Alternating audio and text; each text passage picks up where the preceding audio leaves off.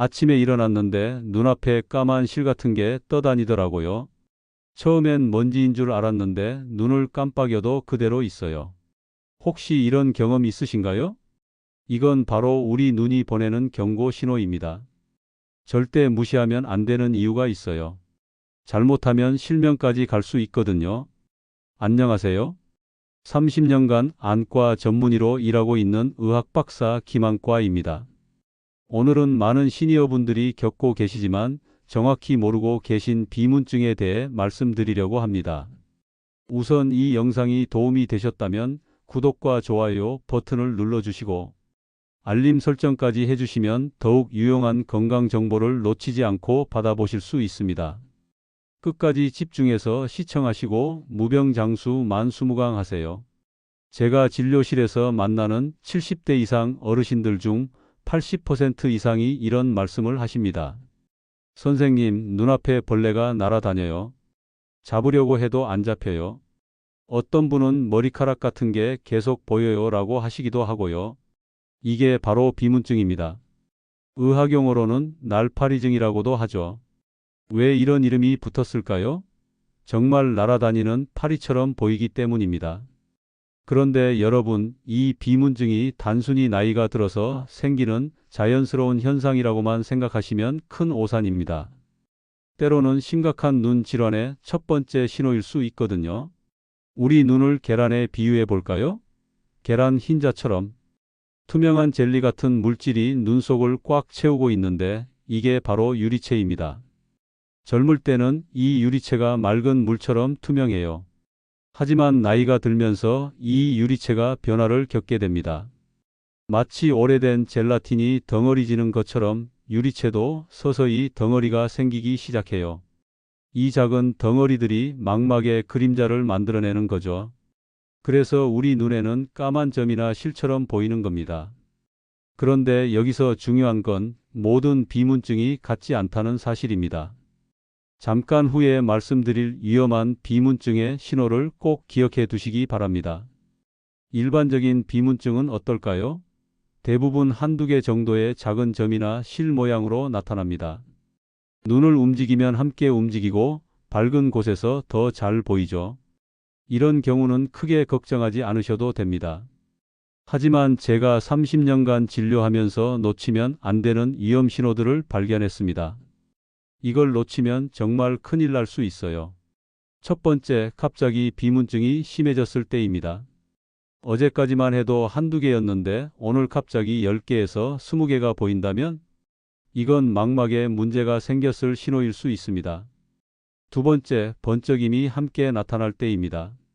어둠 속에서도 번개가 치는 것처럼 번쩍거린다면 망막이 당겨지고 있을 가능성이 높아요. 세 번째, 시야 한쪽이 커튼으로 가려진 것처럼 보일 때입니다. 이건 망막박리의 전형적인 증상이에요. 이 경우에는 6시간 이내에 응급실로 가셔야 합니다. 실제로 지난달 저희 병원에 오신 78세 할머니 이야기를 들려드릴게요. 선생님, 어제까지만 해도 괜찮았는데 오늘 아침에 일어났더니 눈앞에 먹구름이 가득해요 라고 하시더라고요. 급히 검사해 보니 망막박리였습니다. 다행히 빨리 오셔서 수술로 시력을 보존할 수 있었어요. 만약 며칠 더 미뤘다면 영영 못 보셨을지도 모르죠. 그렇다면 비문증은 왜 생기는 걸까요? 가장 큰 원인은 역시 노화입니다. 70대가 되면 거의 모든 분들에게 어느 정도 비문증이 나타나거든요.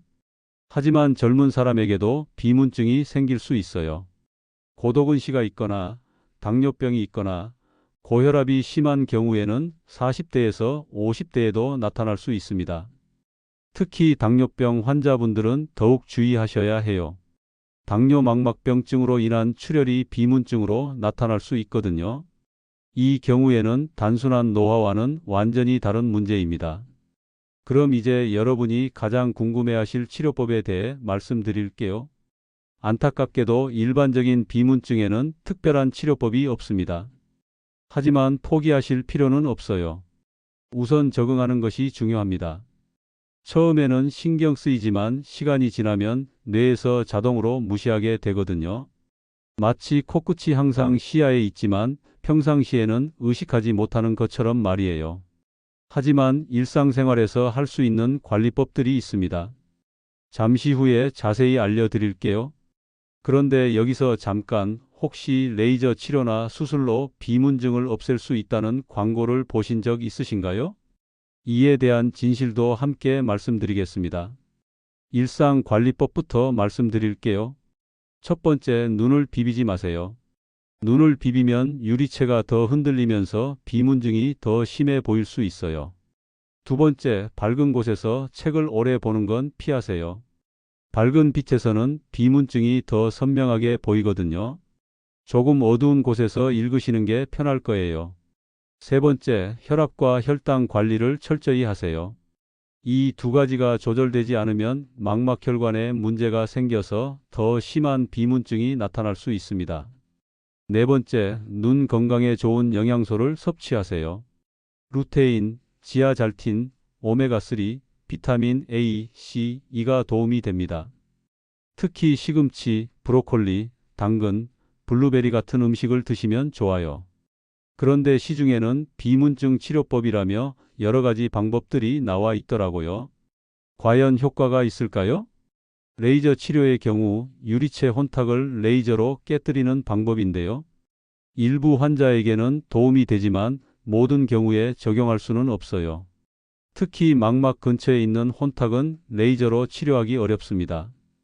유리체절제술이라는 수술도 있어요. 유리체를 제거하고 다른 액체로 채우는 수술인데 효과는 확실하지만 백내장, 망막박리 등의 합병증 위험이 있어서 신중해야 합니다.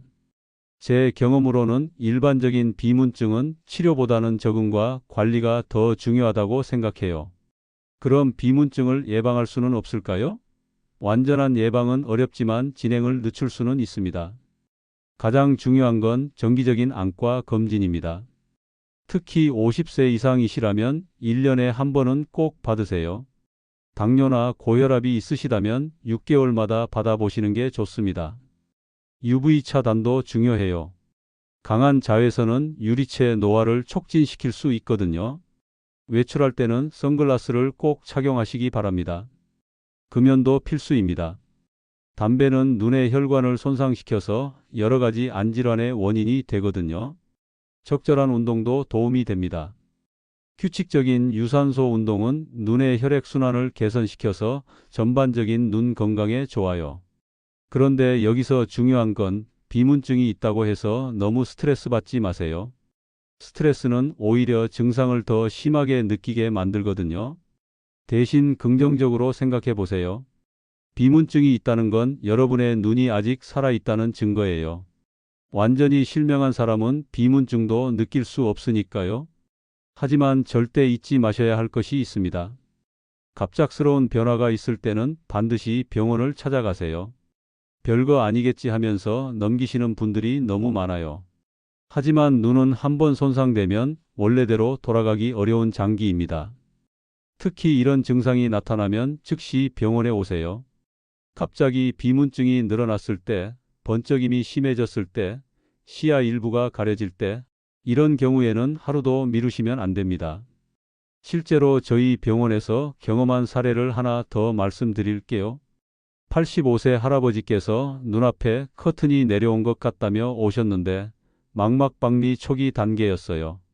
다행히 빨리 수술해서 시력을 보존했지만 며칠만 늦었다면 영구적인 시력장애가 올 뻔했습니다. 이분이 저에게 하신 말씀이 지금도 기억나요. 선생님, 나이 들면 다 그런 줄 알았어요. 진작 올 걸 그랬네요. 여러분도 이런 후회를 하지 마세요. 조금이라도 이상하다 싶으면 망설이지 말고 병원을 찾아오세요. 그리고 가족분들께도 꼭 알려주세요. 특히 70세 이상 부모님이 계시다면 비문증에 대해 미리 설명해 드리시고 이상 증상이 나타나면 즉시 병원에 모시고 가시기 바랍니다. 눈은 정말 소중한 기관입니다. 평생 우리와 함께 아름다운 세상을 보여주는 창문이에요. 그런데 한번 손상되면 다시 되돌릴 수 없는 것도 눈이거든요. 그래서 더욱 관심을 갖고 잘 돌봐 주셔야 해요. 비문증은 흔한 증상이지만 그 속에 숨어 있는 위험 신호를 놓치지 않는 것이 중요합니다. 오늘 말씀드린 내용 중에서 가장 중요한 건 바로 이겁니다. 갑작스러운 변화가 있을 때는 절대 혼자 판단하지 마시고 전문의에게 정확한 진단을 받으시라는 것입니다. 여러분의 소중한 시력을 지키기 위해서는 조기 발견과 적절한 치료가 무엇보다 중요해요. 그리고 평상시 올바른 생활 습관으로 눈 건강을 관리하는 것도 잊지 마세요. 마지막으로 여러분께 당부드리고 싶은 말씀이 있습니다. 나이가 들어서 눈에 이상이 생기는 건 자연스러운 일이라고 포기하지 마세요. 적절한 관리와 치료로 얼마든지 건강한 눈을 유지할 수 있거든요. 비문증으로 고생하고 계신 분들도 너무 걱정하지 마시고 전문의와 상담해서 본인에게 맞는 관리법을 찾아보시기 바랍니다. 분명 도움이 될 거예요. 그리고 오늘 이 영상이 여러분의 눈 건강을 지키는데 조금이라도 도움이 되셨기를 바랍니다. 댓글로 여러분의 비문증 경험을 공유해 주세요. 서로의 경험이 큰 도움이 될 수 있거든요. 건강한 눈으로 아름다운 세상을 오래오래 보시길 바라며 오늘 영상을 마치겠습니다. 시청해 주셔서 감사합니다.